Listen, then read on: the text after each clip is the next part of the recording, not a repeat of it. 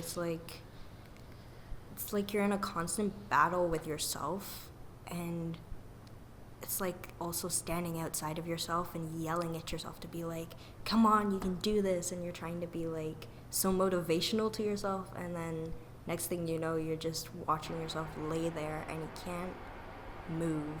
It's like being paralyzed sometimes. Like you wake up and you've so much you want to do, and then you worry about all the things you want to do, and then you just end up sleeping like your whole day away. And I've had that so many days, and if you let it, it turns into a cycle of never leaving your bed, yet alone your house. It looks like me spiraling out of control, and some days that can mean like I was really happy in the beginning of the day, and then something happened, and next thing I know, I'm in my head and I'm zoning out, and so many people are telling me that I need to do this and I need to do that, and it just keeps getting worse, and from there, like, something really bad can happen. Next thing I know, I'm crying in a corner and I don't really know why. Some days I wake up and I'm just not okay. That's the only way I can describe it, is just not being okay. I want to go out, I want to do so many things, I want to see people, I just don't want to be alone. But next thing I know, I'm just laying there and I'm in my head.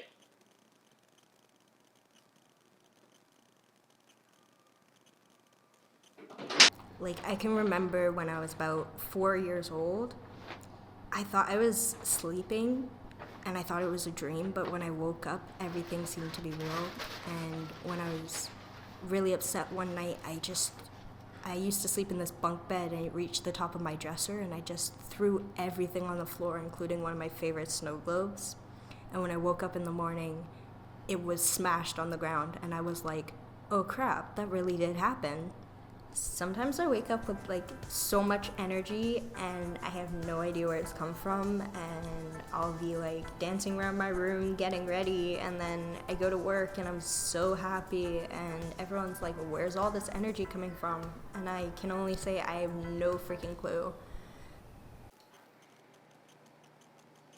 And it turns into a string of happiness, and I can make other people feel good, and that makes me happy, because then in those days, the bad things don't really affect me as much. It's nice to not be deterred or thrown off by every small thing. And I can just laugh it off, and I can go out and keep being happy with my friends, and we can all be in that mood together. Like, you're watching something and you don't realize that minutes are passing, or even hours, when you're binging Netflix, and next thing you know, it's like 4 a.m. and you're like, oh shit, I've watched a whole season. But sometimes when I'm in that state, it's like I watch a few seconds and everything they're saying is boring me, or they're not getting to the point, and I just want to get to the point, or I want to get to the jokes, or I want to get to the good bits, and I just don't want anything in between. So I just start skipping, and then I skip even the good bits, and it just